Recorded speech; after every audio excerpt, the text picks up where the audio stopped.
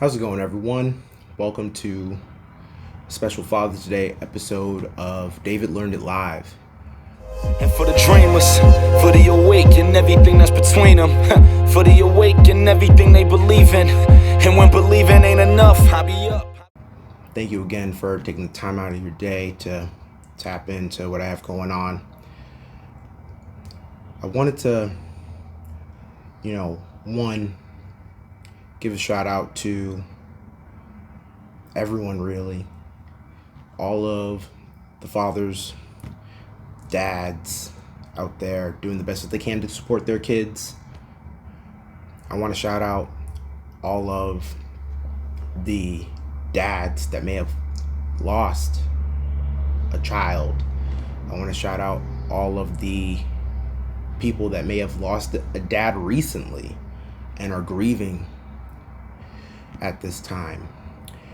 Father's Day is definitely a weird time for a lot of different spectrum of emotions. For me, it's become a time of conflict. Like I stated a couple weeks ago, I am a father. I have a 2-year-old daughter, and honestly, she means the world to me. At the same time, I lost my dad about 2 years ago at this point, and I'm still kind of working through a lot of my own grief associated with my complicated relationship with my father. And so, for me, when I think about Father's Day, I think of it as, quite frankly, a blessing that I have the opportunity to see a young girl develop into a young woman. And I feel blessed to have the opportunity to parent with a great individual, Ivy, so that we can groom our little one together. I know I missed Mother's Day because obviously things took off and started last week, but I wanted to take a quick moment to shout out all the moms for the past Mother's Day, because parenthood's hard. It's definitely not what I had anticipated. There are a lot of challenges that honestly didn't do too well in. So I'm going to give you a brief description of my fatherhood journey. So this is 2021. My wife and I, we decide, okay, cool, let's have a kid. And there's a lot of other things involved, but for simplicity's sake, we made the decision to have a kid. And now in my mind, I'm thinking of all of these different things that are kind of up against me. Do I have enough money?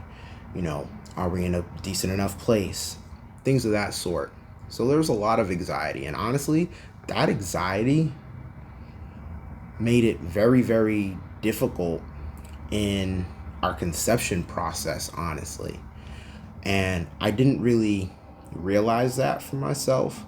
And it's really sitting back and reflecting of just not feeling good enough, not feeling like I'm in the place that I could be to have a kid. And what's wild is people have kids every day, some by accident, some on purpose, some through, medical help. So for me to feel like I'm not good enough, that's really hard. That's really, really hard. And that's something that I don't think a lot of guys talk about, whether it's to their partners or even to their friends. And so we find out May 2021 that Ivy's pregnant, and that day was a whirlwind. I was happy and depressed at the same time. Happy that we had the opportunity to potentially bring a child into this world, but really down because I wasn't making as much money as I was previously. I wasn't able to manage a lot of different things the way that I wanted to with my personal finances. I didn't really take the time to really break all of these different barriers mentally to my partner. And that's quite frankly a downfall. And I think that's one of those things where, gentlemen who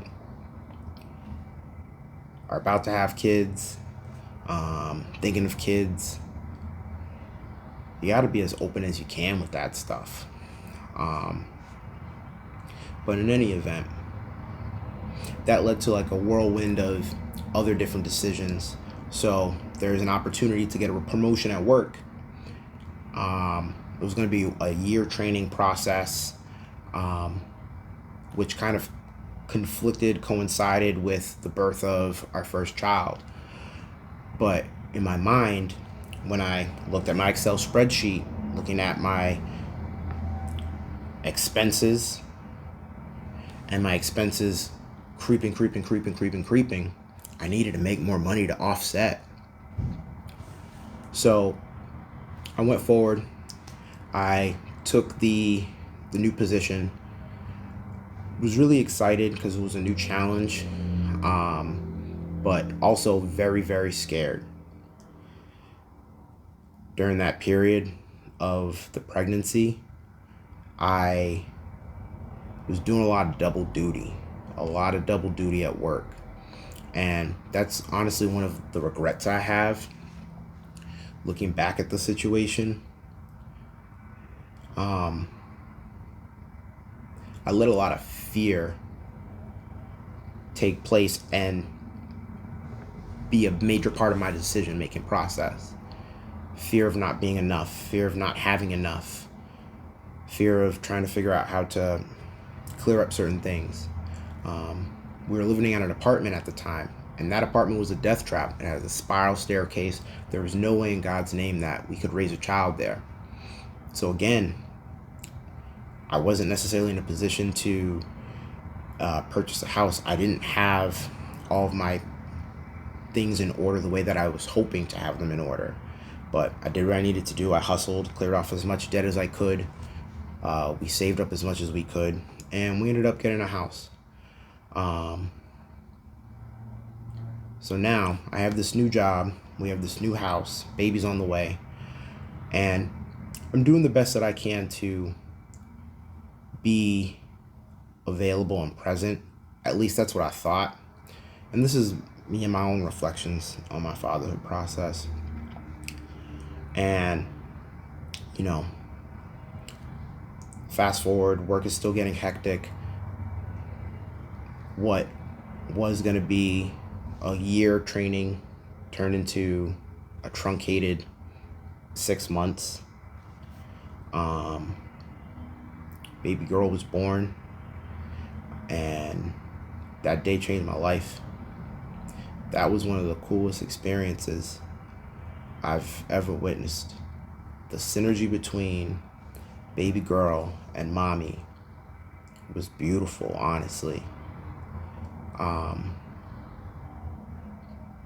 Ivy was a warrior. Charlotte was a warrior.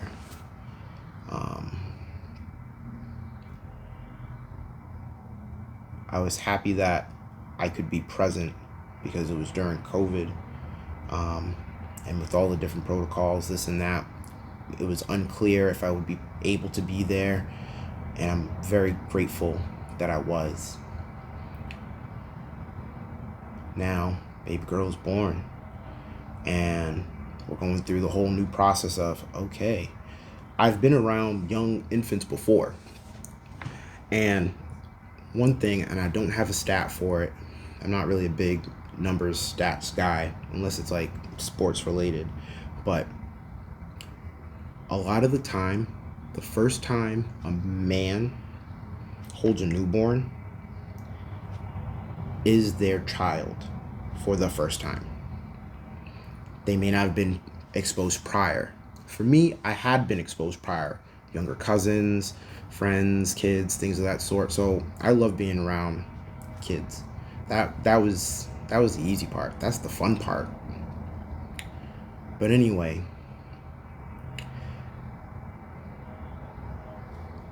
we go through the first 3 months where I was away from work and really trying to adapt and find my place in this new structure. And man, I was struggling. I was struggling. I may not have been as clear as I could to say that, but I was struggling. I did the best that I could given the scenario. Been as available as I could be. You know, I typically am a night owl, so for me, I stayed up a little bit later till 2 or 3. And so anytime Ivy went to bed till that late period, I try to stay up as late as I could to give her a break. She earned that break. Like I said, she's a warrior. And that's one thing, you know, I'm glad that I was able to do. If I didn't do everything right, I at least did that, in my opinion. Like, I really did my best to be as present as possible. Now, as it got closer and closer to work, I got more and more antsy in terms of figuring out how to balance everything in my life. And mind you, I'm in a new position. It's a lot more draining. We have a child. I have to be there to support my partner. And there is a lot of ways where, because in my mind, like, I needed to build so that the family was stable, I probably let go of a lot of different responsibilities from her opinion, quite honestly. And that's an unfortunate regret I have. Now, although that was unfortunately true for me, there's still a lot of things within the fatherhood journey that I enjoyed. Seeing baby girl crawl for the first time, seeing her roll over for the first time. Even though there were days where I cried because she wouldn't take a bottle, and I felt defeated because I couldn't support her the way that I envisioned. In retrospect, I realized I did do a lot of awesome things with her throughout her early development. Fast forward to present day, where baby girl is excelling, man. Like, there's so many things that she does, and it surprises me every day I get a chance to interact with her. And I think that's the beauty of fatherhood. That's the beauty of motherhood. That's the beauty of parenthood. Being able to see this beautiful creation. Give them as much knowledge as you can give them. And they take that knowledge and they do great things.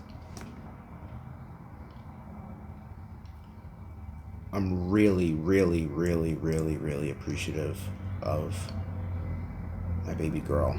You know, having the opportunity to be a father is a godsend.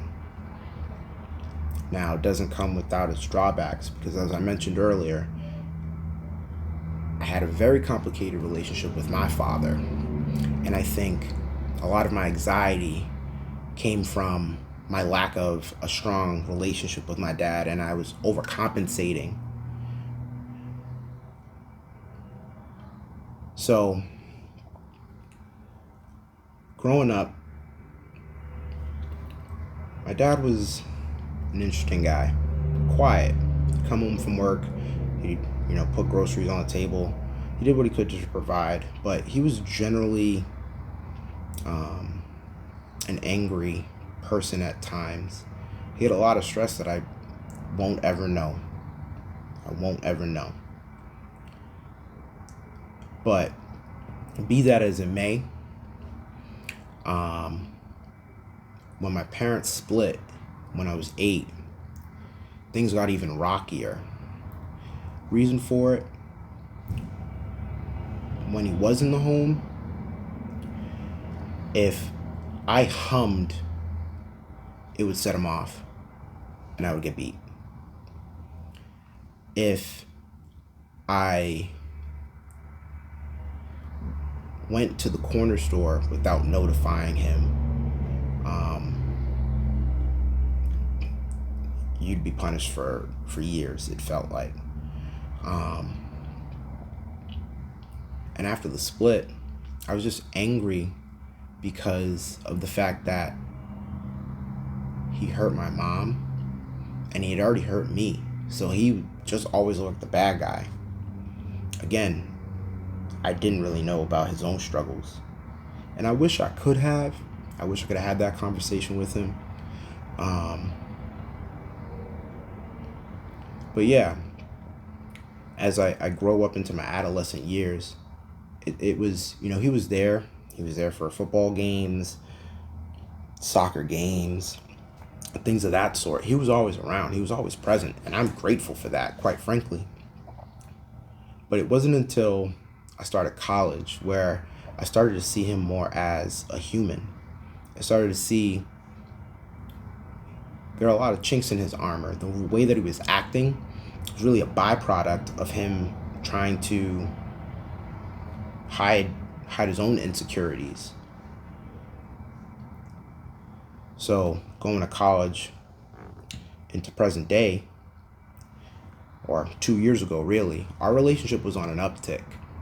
And having baby Charlotte, him being a granddad, that was a big deal for him. It was a big deal for me because we were working on our relationship. We were conversing a lot more. My dad was a chef at the Omni Park House Hotel. And so sometimes when I go to the grocery store, I'd call him up and I'd go down the aisles and I'd kind of tell him, oh, I see this and I see that. And we would just talk about recipes. And that's how we bonded. Unfortunately, in July of 2022, he had a major stroke 2 days before our wedding anniversary. And the day of our wedding anniversary, they told us that he was essentially brain dead. And so everything was going to be comfort measures. And that changed everything. Because even though I never viewed him as a hero as a young man, I really appreciated him in what was his previous state. And I never really got the opportunity to thank him for him to acknowledge, even though things were rough, that we were able to patch things up. When he passed, things got even murkier because there are a lot of different things within the family that were never really talked about. And so having to go through all of his old documents, learning like the unspoken secrets, I then became angry at him and angry at my mom because the world that I understood was a lot different than what was portrayed. And it's taken me a long time to kind of grapple and work through all of that because, again, he isn't here. I can't have these conversations with him. I've tried to have these conversations with my mom, and for her own reasons, she doesn't want to get into it, and I have to respect that. So I have to figure out my own way to, heal that wound. And I think part of that for me is being able to do a lot of the things with baby girl that he did with me, or things that I would have wished he did with me, because I have an opportunity to affect baby girl's life.